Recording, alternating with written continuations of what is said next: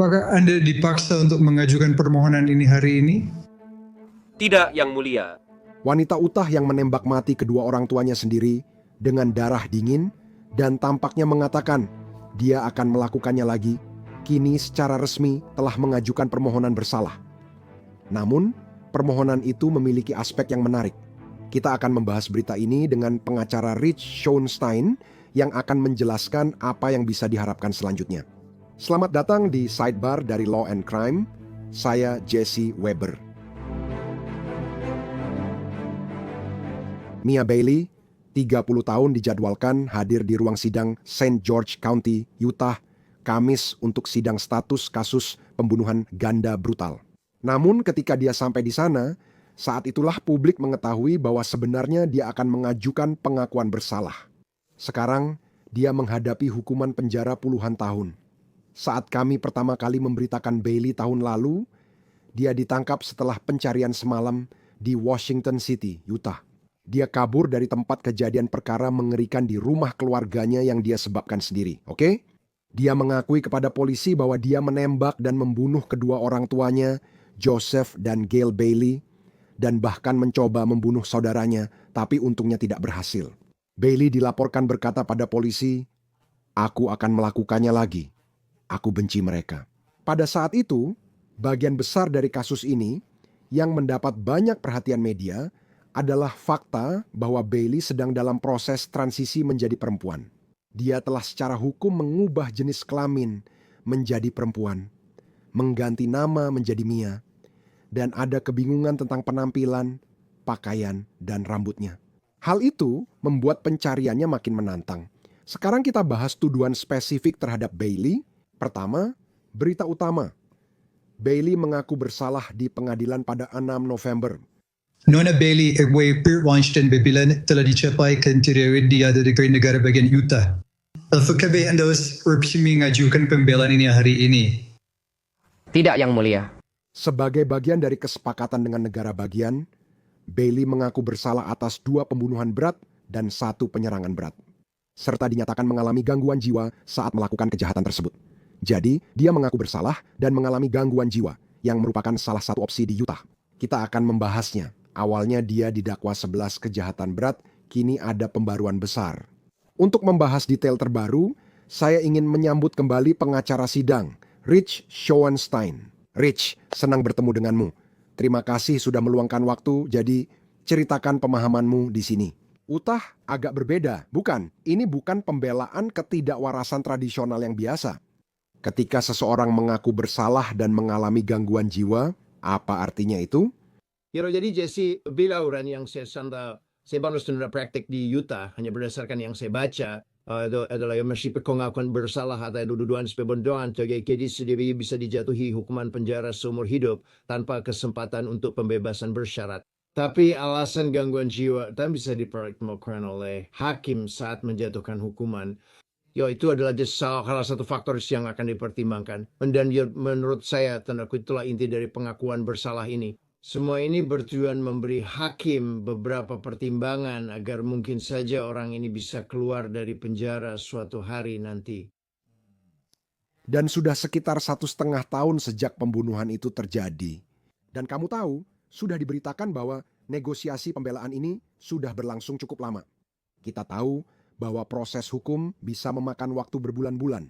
Dan ini benar-benar sangat berat bagi keluarga korban. Dan juga omong-omong keluarga terdakwa juga. Jadi rasanya seperti butuh waktu terlalu lama untuk mendapatkan semacam penyelesaian. Tapi saat Anda mendengar perdebatan itu dan memikirkan kasus ini, apakah garis waktunya masuk akal bagi Anda? Ya, saya setuju dengan garis waktu itu karena kasus ini memang kompleks. Saya tahu dan sekarang hal-hal seperti ini terlihat sangat sederhana. Maksud saya, dia pada dasarnya sudah mengakui kejahatan-kejahatan itu. Merasa memang sudah menangkap orang yang benar. Ya, kenapa kita tidak bisa langsung sampai pada vonis dan melanjutkan ini? Ya, tapi maksudnya peliwat kemungkinan pembelaan karena gangguan jiwa dan beberapa masalah lain yang memperumit. Jadi kasus ini harus berjalan pada waktu tertentu. Dan saya dengar ada diskusi penyelesaian. Saya tidak tahu berapa lama diskusi antara jaksa dan pembela berlangsung. Ya, itu juga terjadi di latar belakang ya. Mungkin membuat prosesnya lambat. Saya tidak masalah dengan jadwalnya. Bukan hanya karena kejahatannya yang keji. Seperti yang Bailey katakan, kamu bisa sedikit memahami kenapa hal ini mungkin tidak terlalu mengejutkan. Dan apakah dia akan mendapatkan semacam perawatan akibat hal ini, selain hukuman penjara, atau apakah ada? Perlukah dia dirawat di rumah sakit negara sementara waktu? Maksud saya, dia terancam hukuman 25 tahun hingga seumur hidup tanpa pembebasan bersyarat untuk tiap tuduhan pembunuhan. Vonisnya dijadwalkan 19 Desember. Jaksa penuntut telah mengumumkan bahwa hukuman mati tidak akan menjadi opsi dalam kasus ini. Ini bagian yang saya sebutkan tadi. Oke, menurut media lokal KSL Televisi Bailey, melakukan sesuatu yang belum pernah saya lihat. Oke? Bahkan, dia menulis surat sendiri kepada Mahkamah Agung Utah, meminta agar keputusan itu dibatalkan. Ternyata Rich ingin dihukum mati dan memecat pengacaranya. Bagaimana pendapatmu? Ya, maksud saya itu adalah perilaku yang mengkhawatirkan dari seorang terdakwa. Kau tahu, seorang yang ingin dipublikasikan, seseorang yang secara teori ingin dihukum mati, itu akan sangat mengkhawatirkan saya dalam menentukan apakah orang ini layak secara mental untuk diadili. Jadi aku tidak tahu harus berpikir apa tentang hal itu. Ya, ngomong-ngomong, kalau seseorang ingin memecat pengacaranya, secara umum, seberapa sering pengadilan mengizinkan itu kan? Mereka memang berhak atas pengacara tapi tidak bisa memilih sendiri kan? Bagaimana prosesnya? Jadi kita sering melihat banyak kasus di mana orang-orang mendapatkan pengacara yang ditunjuk oleh pengadilan dan hubungan itu tidak berjalan baik karena satu dan lain hal. Dan seleksi umum berhak mendapatkan penasihat hukum. Dan janda juga berhak memiliki sedikit pilihan dalam proses itu. Jangan terjebak dengan pungkir yang ketidaksatisfaction. And then siapa consent for Mikalas Anda nggak from pengacara. Saya berpikir pada umumnya Anda bisa lakukan dan mereka bisa menunjuk orang lain. Tapi kadang kita lihat dalam kasus-kasus ini ada yang kedua atau ketiga atau keempat kalinya. Dan pada akhirnya menjadi jelas bahwa masalahnya bukan pada pengacara yang dipilih. Masalahnya ya bukan pada hubungan tersebut. Masalahnya ya pada dasarnya ada pada klien. Ya dalam situasi seperti itu, akhirnya pengadilan akan kehilangan kesabaran dan berkata, Anda sudah kehabisan pilihan. Anda dapat memakai perkawinan naik, pencarian samagar sendiri, atau mewakili diri sendiri. Tapi Anda tahu apa yang terjadi ketika mendengar hal seperti ini? Hakim Distrik Kelima, Keith Barnes, langsung memerintahkan evaluasi kompetensi. Tidak mengejutkan, mengingat topik kita, awal Oktober, pengacara Bailey, Ryan Stout, menyampaikan di pengadilan bahwa kliennya dinyatakan kompeten untuk diadili. Sekarang, supaya jelas, kita semua tahu, itu berbeda dengan kegilaan. Ini hanya soal kompetensi. Apakah Anda memahami tuduhannya? Apakah Anda bisa membantu dalam pembelaan Anda sendiri? Apakah Anda tahu apa yang sedang terjadi? Menurut KSL, dia memberitahu pengadilan. Kutip, saya pikir laporan evaluasi sudah cukup baik, menunjukkan banyaknya masalah kesehatan mental yang dialami klien saya selama bertahun-tahun dan juga saat ini. Namun, ia sudah cukup baik menilai dan menerapkan kondisi klien saya serta memahami proses persidangan. Rich, dalam kasus ini, hakim yang memerintahkan evaluasi kompetensi. Bicara padaku, menurutmu ini tepat di sini? Saya rasa itu adalah keputusan oleh pengadilan ketika mereka melihat atau bahkan bisa juga permintaan dari pengacara pembela ketika mereka harus memiliki. Ada pertanyaan penting soal kesehatan mental kan? Menurut saya, kamu tahu, sebab masalah hidayah, terdakwa harus kompeten, seperti yang saya katakan dengan tepat. Dalam beda antara kompetensi untuk diadili dan ketidakwarasan. Mereka harus mampu berpartisipasi dalam pembelaan dan memahami tuduhan yang dikenakan. Dan seorang hakim harus menilai hal itu juga hakim memiliki pertanyaan tentangnya. Dan saat kami membahas beberapa pendiriannya dan beberapa hal yang dia minta, jadi di sini memang muncul sebuah masalah yang nyata. Saya pikir evaluasi itu tepat dan menghargai hakim yang memerintahkannya. Kerja bagus. Dan dengarkan ini. KSL TV melaporkan bahwa di akhir sidang, Bailey benar-benar angkat bicara dan meminta hakim untuk mengadakan sidang jaminan. Karena dia sudah berada di balik jeruji sejak penangkapannya pada bulan Juni 2024, tidak ada kemungkinan untuk dibebaskan. Dia dilaporkan mengatakan kepada pengadilan sesuatu seperti, saya ingin atau saya harus memperbaiki operasi dan obat-obatan saya. Ketika pengacaranya memberitahu hakim bahwa ia menyarankan kliennya untuk tidak meminta sidang jaminan, kliennya kembali mencoba memecatnya. Hakim memberitahu Bailey bahwa dia tidak bisa memerintahkan sidang jaminan saat itu. Menurut KSL, dia akan menambahkannya ke sidang tanggal 6 November saat kembali ke pengadilan untuk pembaruan status. Tapi, seperti yang sudah kami sebutkan, sebagai gantinya, dia mengaku bersalah. Omong-omong, jaksa penuntut mengatakan bahwa para korban dalam kasus ini setuju dengan hal itu. Mari kita mulai dari situ, Rich. Seberapa penting mendapatkan persetujuan dari keluarga korban atau korban itu sendiri terhadap pengakuan bersalah? Karena seringkali Anda tahu mereka akan berkata, saya ingin membawa ini sepenuhnya ke pengadilan, hukuman maksimal, Anda tahu, mendapatkan keadilan di pengadilan.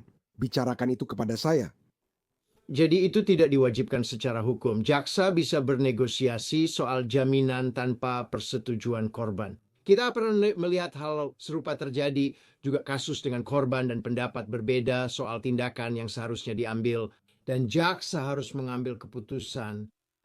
Saya pikir itu penting. Saya pikir sistem peradilan ada untuk para korban, baik untuk menghukum pelaku, tapi juga untuk membela para korban. Dan saya selalu berpikir para korban harus diajak berkonsultasi dalam proses tersebut.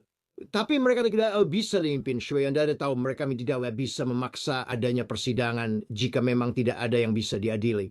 Maksud saya dia mengau berselit atas tuduhan tertinggi dalam dakwaan ini. Dia akan menerima hukuman terberat yang sedang diajukan. Sebenarnya ia tidak ada alasan untuk mengadakan persidangan. Kamu tahu guys, jika para korban ingin menjadikannya tontonan publik atau menghukumnya dengan mengadakan persidangan, itu sebenarnya bukan alasan yang cukup baik. Jadi sepertinya mereka adalah konsultan. Saya menganggap itu penting, tapi itu tidak bisa mengendalikan kasusnya. Sekarang, hakim ini memerintahkan penyelidikan praputusan dilakukan sebelum sidang vonis sebenarnya. Kenapa itu penting? Apa yang mereka cari dalam penyelidikan praputusan? Jadi para hakim selalu mempertimbangkan berbagai faktor dalam menjatuhkan vonis. Kamu tahu, salah satu yang ingin diketahui adalah latar belakang terdakwa. Apakah ada riwayat kriminal? Faktor-faktor lain apa dalam kehidupan mereka yang mungkin berkontribusi pada kejahatan ini, apalagi yang terjadi di sini. Saya yakin hakim akan mempertimbangkan kondisi medis yang tampaknya menjadi masalah di sini. Hakim pasti ingin Anda mencari tahu apakah menjadi kemungkinan masa depan di sini. Dan melalui proses mendapatkan laporan yang mengumpulkan semua informasi itu. Dalam kasus seperti ini itu biasanya Anda mendapat laporan praputusan. Ya, ngomong-ngomong, saat bicara dengan Anda dan membahas ini, saya tidak bisa mengabaikan kejahatannya. Saya rasa ini penting karena akan jadi topik bahasan kita.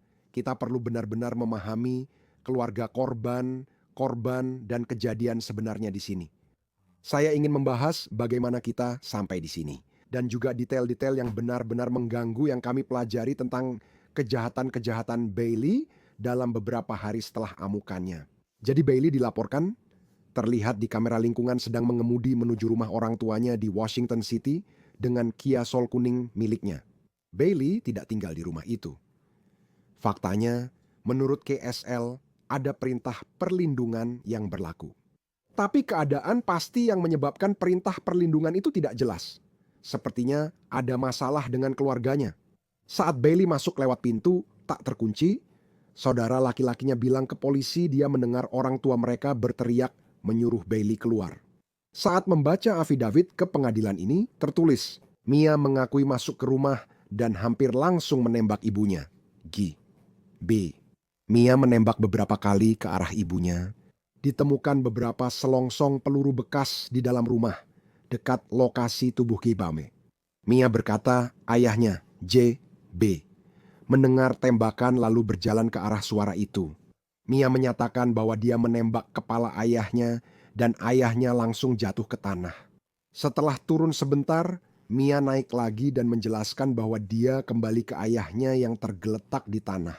Lalu menembaknya lagi di kepala untuk memastikan dia benar-benar mati. Saat itu, Mia mendengar suara dari ibunya, lalu kembali dan menembak kepala ibunya untuk memastikan ia sudah mati. Mia juga menyatakan bahwa dia tidak menyesali perbuatannya. dan dia tidak akan mengubah apa yang telah dia lakukan. Mia berkata, "Aku akan melakukannya lagi. Aku benci mereka." Kau tahu, Rich, selain dari kenyataan bahwa ini akan menjadi kasus yang sangat sulit untuk dibela, sifat dingin dan tak berperasaan ini bisa sangat merugikannya saat dijatuhi hukuman. Namun ini memang kejahatan yang menjijikkan. Ya, aku rasa itu akan merugikannya saat penjatuhan hukuman. Kita ada hukum perbedaan antara pembunuhan karena emosi sesaat, yaitu kehilangan kendali dan membunuh, sering pada orang terdekat, dengan pembunuhan yang direncanakan. Dan pembunuhan ini sudah direncanakan. Dia datang ke rumah itu untuk melakukan kejahatan. Dan kemudian setelah berada di dalam, dia punya banyak kesempatan untuk berhenti, bukan? Menembak mereka, dia bisa saja berhenti dan tidak kembali untuk menembak mereka lagi. Itu kerakbidaksana sejak awal. Dia banyak kesempatan baginya berhendak, tetapi dia tidak melakukannya. Ada upaya pembunuhan atau penyerangan terhadap saudaranya, apapun sebutannya. Dan kemudian ada sama sekali tidak ada penyesalan. Dan bukan hanya tidak ada penyesalan. Kamu pikir banyak terdakwa memang tidak benar-benar menyesal, tapi mengatakan saya akan melakukannya lagi, saya benci mereka. Itu kebalikan dari penyesalan, kan? Jadi hal-hal seperti itu akan sangat-sangat sulit baginya saat penjatuhan hukuman. Saya itu tidak tahu, tapi hanya menambahkan faktor, tapi sakit jiwa pada vonis itu akan membuatnya lolos dari hukuman seumur hidup. Saya akan katakan sejauh ini bukan kasus pembelaan diri, ini juga bukan kasus karena emosi sesaat. Ketika Anda mendengar sesuatu seperti ini, hanya langsung menembak begitu saja. Namun, seperti yang sudah kami sampaikan, bukan hanya orang tuanya yang jadi target Bailey. Kembali ke surat pernyataan tertulis, setelah menembak G, Tabba B, dan J, B di lantai utama rumah, Mia turun ke ruang bawah tanah rumah itu. Di bawah, Mia mencari saudara laki-lakinya, C, B, yang mengunci diri di kamar setelah mendengar pertengkaran dan tembakan di atas. Setelah menemukan pintu yang terkunci, Mia menembakkan satu peluru melalui pintu ke arah saudara laki-lakinya. Pintu kamar saudara laki-lakinya terlihat memiliki lubang yang sesuai dengan peluru berkaliber kecil. Selain itu, diduga terdapat lubang peluru di dinding dalam kamar saudara laki-lakinya. Mia mengatakan saudara laki-lakinya bukan target utama, namun dia tak akan sedih jika tembakan itu membunuhnya. Mia mengatakan dia tahu saudara laki-laki dan istrinya ada di kamar itu, tapi mereka bukan target utama. C, B, dan istrinya A. B keduanya menggambarkan mendengar suara gedoran di pintu kamar tidur dan kemudian suara tembakan saat mereka mencoba melarikan diri dari rumah melalui jendela di lantai bawah. Maksud saya, itu ajaib mereka masih hidup. Tapi Rich, kamu pasti mengerti alasannya. Kenapa dia didakwa begitu soal saudaranya. Tapi kamu juga penasaran, apakah mereka akan memberi pernyataan saat vonis dibacakan? Ya, mungkin saja. Mereka kesempatan menceritakan kemungkinan besar setelah sidang vonis atau secara tertulis dan mungkin ingin didengar soal itu. Ya, surat pernyataan itu juga merekomendasikan agar pengadilan tidak memberi jaminan kepada Bailey. Kutip, dalam wawancaranya, Mia menceritakan melompati pagar, bersembunyi di semak, tidur di kamar mandi taman, dan usaha menghindari penegak hukum.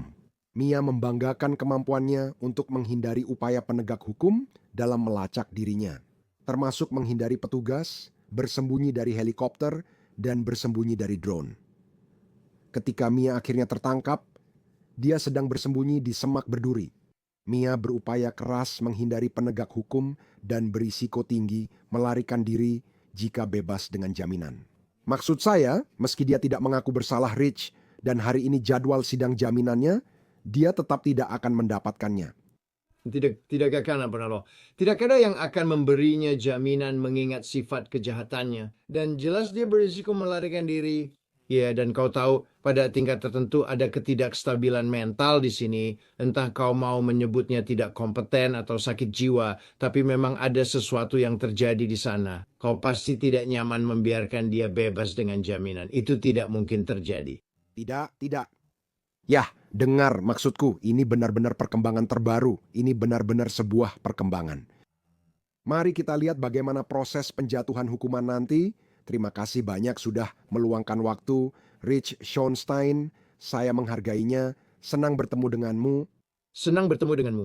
Dan itu saja yang bisa kami sampaikan untuk Anda saat ini di Sidebar. Terima kasih banyak sudah bergabung bersama kami semuanya. Jangan lupa berlangganan di YouTube, Apple Podcasts, Spotify atau platform lain, dan ikuti saya di X atau Instagram. Saya Jesse Weber. Sampai jumpa.